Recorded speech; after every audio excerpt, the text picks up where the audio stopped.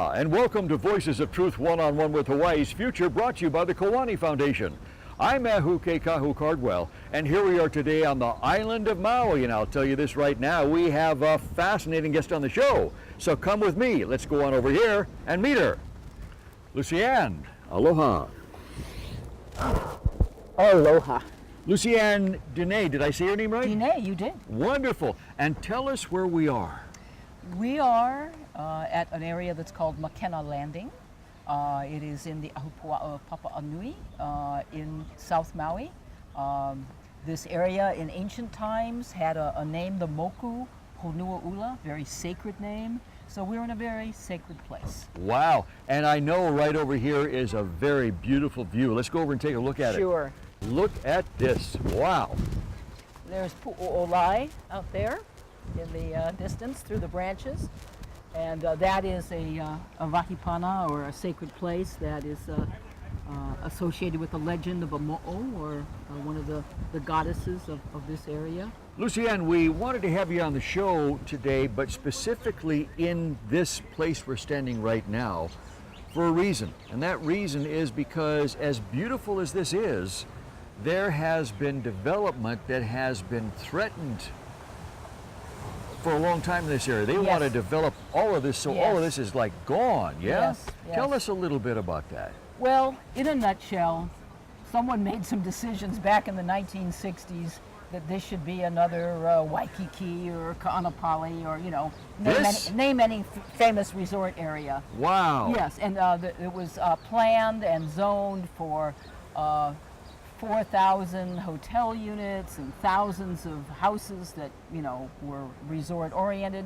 And also it was supposed to have some, you know, business areas and things like that. Obviously, those plans don't fit this land. It was going to go all the way up the mountain. The people that have owned Makena Resort lands over the ages, or over the last 40 years, started out with 1,000 acres. Now they own 1,800 acres. So it was going to go all the way up there, huh? Way up to towards Ulapalakua. These areas have like numerous cultural sites, and they are associated from our kupuna that have shared knowledge with us. They are associated with schools of learning, traditional learning, like learning about navigation and learning about fishing practices. And this is not uncommon in Hawaii to have places like this in traditional times, but we don't find many of them still exist. Wow. So we have like a library here of ancient, you know, sites that can tell us a lot about the past of this area and the people. And we have so many families that still have descendants. Some still live here, a few are hanging on, but many, their families have moved away, and so the younger generation have been called by the land and come out here to see what's here, to look for places they've heard about in family stories. And because this area is undergoing a development review process, they've been showing up at hearings and speaking their mana'o. Wow. So if the development were to happen, all of that would be wiped out and gone, yeah? Well, a very few select sites would be preserved, but they would have no specific cultural connection to the land. They would be features in a landscape. There'd be a nice condo, and then you'd have this little feature with some, you know, native plants around it and a rock wall. These young people, and I hear them, I agree completely, feel that this is not really having a living culture. You know, it's like a little museum piece that you decided not to bulldoze, and everything else it connects to is gone. It's like going to the library and taking out a book and all the pages are gone except a few. I mean, you can't read that book anymore. You can't tell the story anymore. You can't tell the story anymore. Yeah. If you go back 1,000 years, this was a place that had a road, a coastal road. It had good canoe landings all along the shore that were protected. It had a tremendous amount of tide pools and little coves. Each one had its own fishery. We know that there are dates here of use 1,000 years or more. The old church has had some archaeological work, and the areas there date back to 1,000, 1,100. They've gotten some old hearths and been able to date the carbon in them. So we know people were drawn to this land because of its abundance. McKenna, which is the name of this particular part of the land, and it's used generally for everything, but any old timer will tell you that no, every other place along the shoreline has its own place name. It is not just McKenna, but McKenna was the name of this place. 10,000 people lived in this area. 10,000 people, that's which is, a large. Which is far more than live here today. Sure. Yes. What we know about this area is just over on the other side of those houses is the Chang family property, one of the old families here related to the Kukahikos, one of the original settler families. They have a large heiau, or Hawaiian temple, on their land.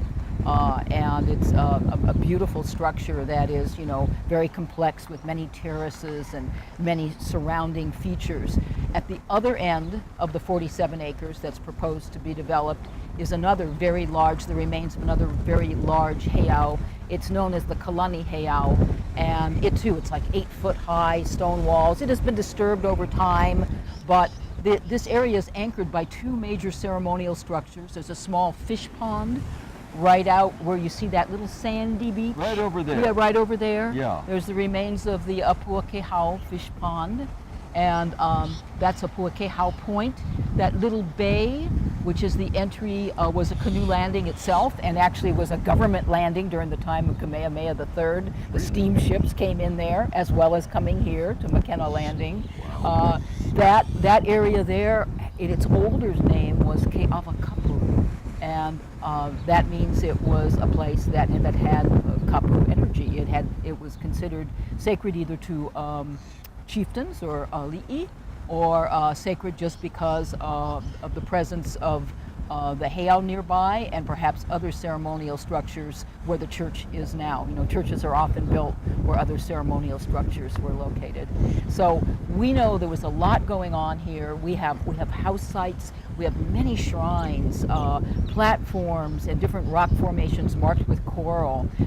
We have very beautiful adaptation to the land, where you have like natural ridges and caves that have been adapted into shelters, and so there's so much to learn here. It is a shame to have a development come and say, well, we've decided that there are 7 particular stone formation sites here that tell the whole story, and that's all we're going to do.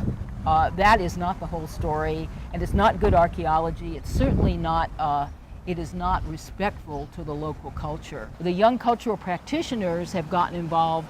They're concerned about impacts to the fishing here. All of them were raised to come down here, go fishing with their aunties and uncles and parents. And also the idea that this becomes the exclusive ground of millionaires. They start making the rules. The other thing that's happening here is right down the street is the end of probably what's the most famous historic road on Maui, the Makena-Ulapalakua Road that went up to Ulapalakua Ranch, which was Rose Ranch before. This is where all the famous cowboys at Kuapurdi, all these famous cowboys worked. And this road is being wiped off the map by this proposed development. It's just being quietly replaced by a condo building.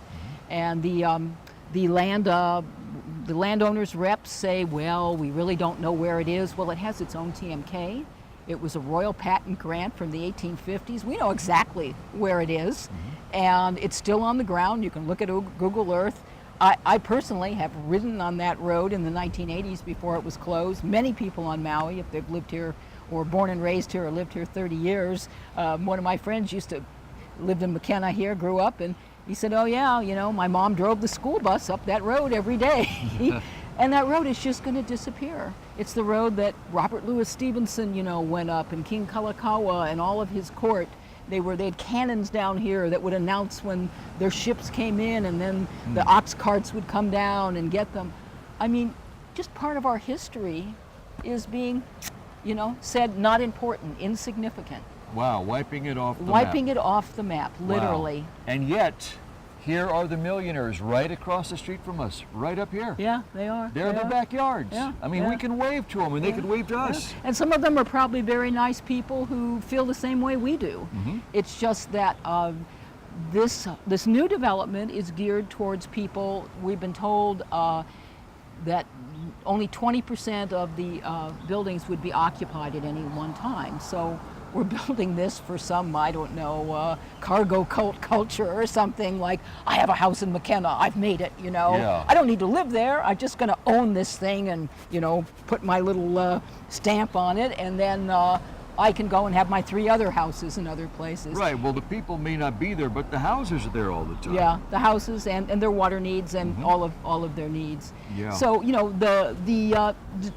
the landowners and their agents, Discovery Land is the name of the people who are managing this development process, have answers for everything, but the young people and many of us, you know, older folks, just are scratching our head and going, I don't think those answers really get to the questions, you know. Yeah. Lucienne, how long have you lived on Maui? I've lived here since 1985, and I first came here in 1972 and started spending time. So I've seen Maui way back when. You've seen a lot of changes here, I've seen a haven't lot you? of changes, yeah. Obviously, you know a lot about the history of this area and a lot about the changes.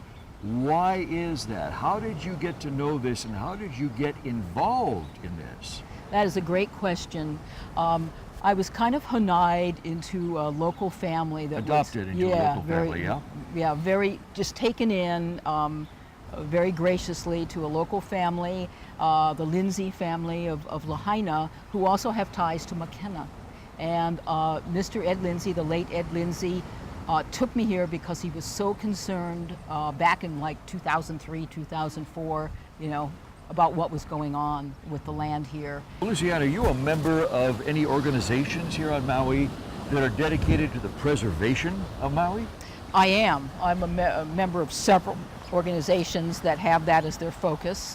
One of the ones I'm most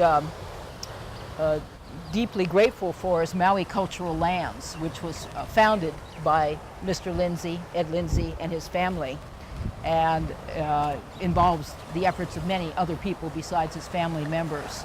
And Maui Cultural Lands manages 3 projects right now, all in West Maui, but they've also been tremendously helpful in advocating for preservation here in South Maui, some land just a little bit north of this, the Palawea area, very, very culturally significant area. And there was a large development proposed there. Maui Cultural Land volunteers went and actually recorded sites that were being overlooked in this large development. It was a 670-acre parcel, and it supposedly had, you know, 28 cultural sites. Well, that really wasn't true. It had more like 2,800 cultural sites. Whoa. Yeah. And Maui Cultural Lands wrote letters to anyone who would listen, OHA, the State Historic, the developers, and eventually got the State Historic archaeologists to come out on a site visit. They immediately saw that the archaeological survey was not adequate, ordered a new one, and during the new one, Maui Cultural Land volunteers came out and walked some of the segments with archaeologists and tried to share some of the things they knew, because they had spent like 6 years walking the land and really knew a lot about how the different areas related to one another and what kind of sites, you know, were and modifications were found there and what kind of native plants. And eventually Sierra Club stepped in during the development approval process and filed a challenge to the environmental impact statement, and during settlement discussions was able to secure a 161-acre cultural preserve, cultural and native plant preserve, in part because there are endangered species there, which had to be identified by citizen volunteers. Let's just say that the landowners weren't too keen on finding any of these things, so they were found. Fish and Wildlife stepped in, they supported a large preserve, and then citizen scientists really contributed to the knowledge of the land. They took pictures, GPS, maps. So it's a success story. There is now hopefully like a living preserve that folks will be able to learn from for generations to come. I'm very proud of the work that Maui Cultural Lands did on that. I'm also associated with our local historical society in Haiku, the Haiku Living Legacy Project. I'm also involved with the Sierra Club and Maui Tomorrow, which are both organizations that throughout their life on Maui, Sierra Club is 40 years old here on Maui, and The Maui Tomorrow is about, I don't know, 22, 23 years old. Was founded in the late 1980s. And both of them have always stood behind citizens that are advocating for cultural preservation. So their overall focus is just caring for environmental issues and weighing in, getting research, getting good information on environmental issues, and then educating the public. But both have done strategic lawsuits too that have really helped preserve cultural sites. I don't want to give short shrift to our newest layer of cultural review, which is our Ahumoku system. Yes. Which is very alive and well here in the South Maui area. I've been working closely with the Honu'ula and Kula Mokus. I attend their meetings and present slides and things on anything they're interested in, give them access to all the old maps I have. And, describe for our viewers what the Ahumoku system is here on Maui. Oh yeah, well, the Ahumoku system is a system of taking traditional knowledge based on regions or mokus, and Maui had 12 mokus in traditional times in the 1800s, 1700s, 1600s, 1500s, and the knowledge in each moku is held by families. So it's a family-centered organization where members of families can come together, meet with other families, and meet with people like me who are historians and share their mana'o. And this mana'o then is funneled to the regulatory agencies. The Ahumoku system is advisory to DLNR. So DLNR is the Water Commission, is the State Historic, is the Fisheries Regulation, DAR. So there's all these different aspects. It's the forestry people, aspects of the state agencies under DLNR that make decisions about different regions. And this is a way for the knowledge of the region to come up from the people, and it's a safe place for families to come and share. I mean, your average local family is not going to some public hearing. They don't have the time, and also they're not sure if they should be talking about things that were passed on to their family in this very, very public setting. Yeah. So Ahumoku just gives a safe space. All of the po'o or the heads of the different mokus are local folks with cultural knowledge, so you feel like comfortable sitting down and sharing your stories in that context. And then those can be synthesized without the family names, without any of the specific information, and put forward as, well, we are told by traditional knowledge of this area that this was this was a mulivai, this was a wetland, this was a lagoon, and people need to see it protected because there are cultural practices associated with it. So you don't need to say every single little story, but you get the overall input when a public project is proposed or even a private project is proposed. So the Ahumoku councils are on all the islands, and the Maui ones are really very active. Yeah, very active, and trying to do something that makes a difference. Make a positive impact. Are there many people on Maui that are as involved as you are? Yes, there are. Really? Thank goodness. Yes. There's a whole army of people on Maui who are as involved as I am.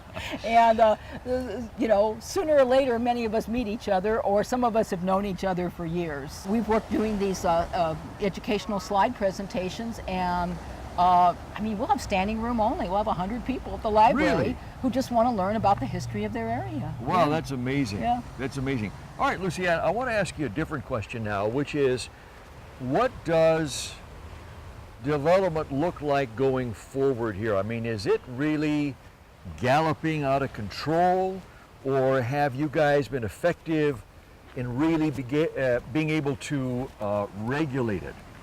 Oh, that's a tough question. I would say, look, they're planting a few native plants here. Oh, look at this, yeah. That was the suggestion of the community. They have the little sign here, the alahe'e tree. That'll be a nice little... They got the sign for what this is right here? Yeah, wow. Yeah, I think both of these are alahe'e. Yeah, all three of them. All three of them, yeah. Here they are. Yeah, here we are. Greetings. Anyway, I think in general it depends what people's goals are. Some people feel that they're just overwhelmed by all the new developments that are proposed, and they would just rather they all go away.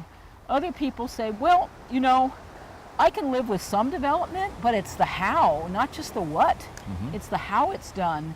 Can development come that's actually respectful to the past while providing for the present? And that really is the important question, isn't it? Yeah, yeah. And what do you say to that?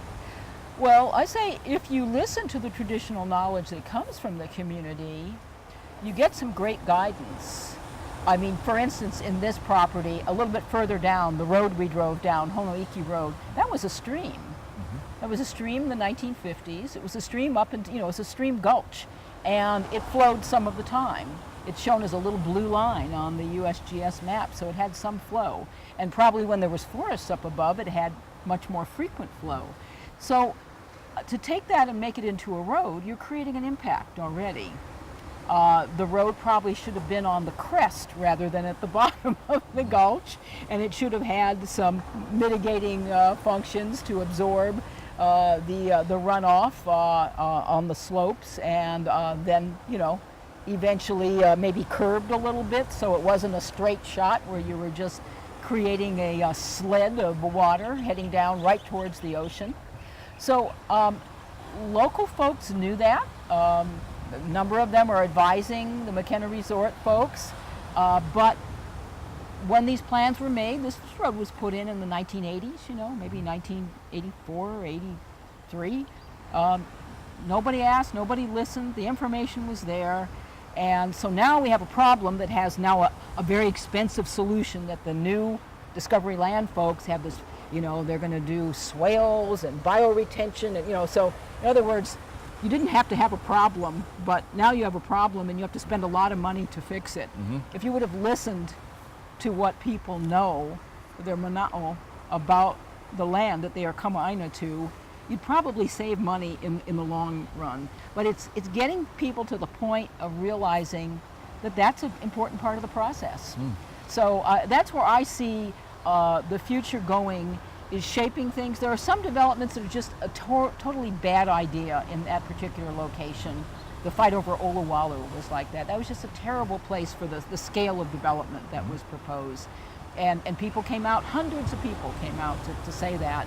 And hundreds of people come out about McKenna and have for 40 years.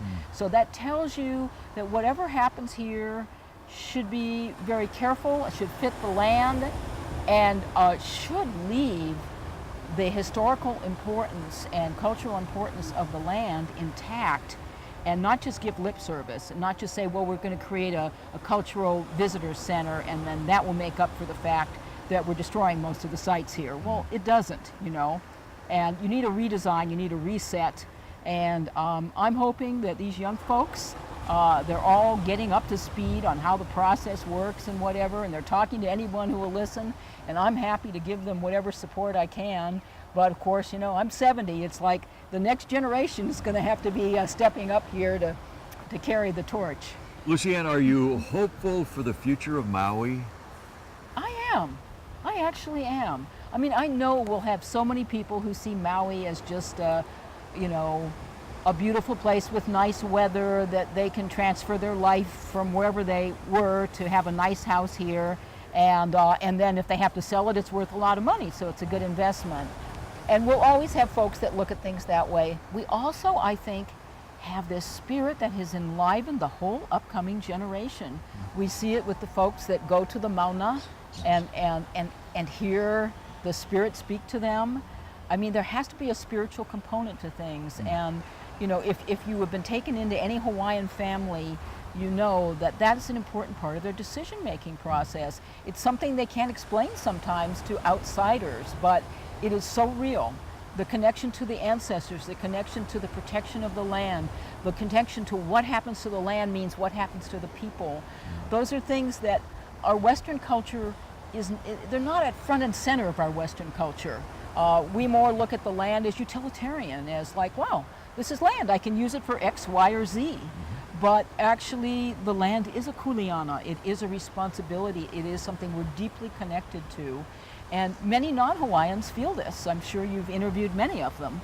And so these folks working together with folks who have the Hawaiian traditions as part of their family heritage, I think can really shape a much more positive future here. If they stay on the sidelines, we will just be run over. So, you know, my one message is people can't stay on the sidelines. They need to get informed, get involved, whatever that means to you. Some people get involved merely by praying, by offering their spiritual guidance and protection. They do not go to picket lines. They do not go to hearings.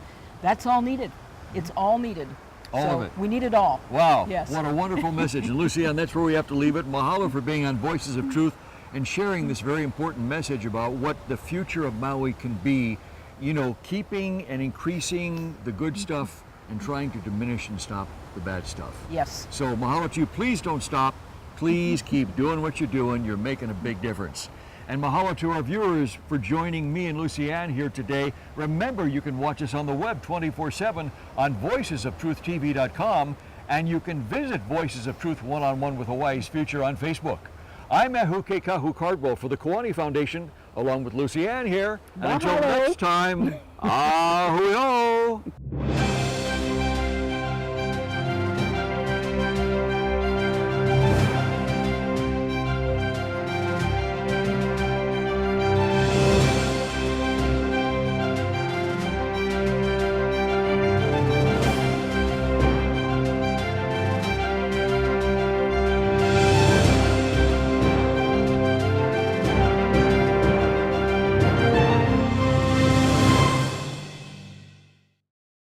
Mahalo for watching Voices of Truth One-on-One with Hawaii's Future. Watch us on the web 24/7 at voicesoftruth.tv.com. You'll find all our shows, including this one, in case you want to see it again or share it with family and friends. Also view our weekly video commentaries at freehawaiitv.com.